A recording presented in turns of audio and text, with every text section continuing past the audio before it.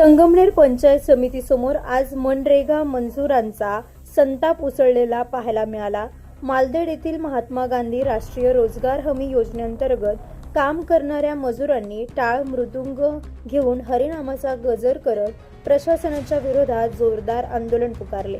आज सकाळी 11 वाजता या आंदोलनाला सुरुवात झाली।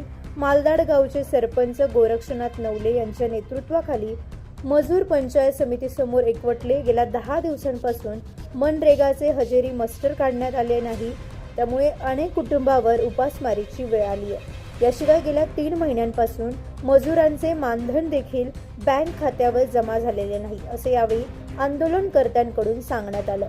टाळ मृदुंगाच्या गजरात अभंग म्हणत या आंदोलन मजुरांनी प्रशासनाचे लक्ष वेधले। आंदोलनाची तीव्रता वाढताच पंचायत समितीचे गटविकास अधिकारी प्रवीण सिनारे यांनी आंदोलकांची भेट घेतली। यावेळी त्यांनी मास्टर तात्काळ काढण्याचे आदेश संबंधित अधिकाऱ्यांना दिले, तसेच प्रलंबित मानधनाबाबत त्वरित कारवाई केली जाईल असं आश्वासन दिलं।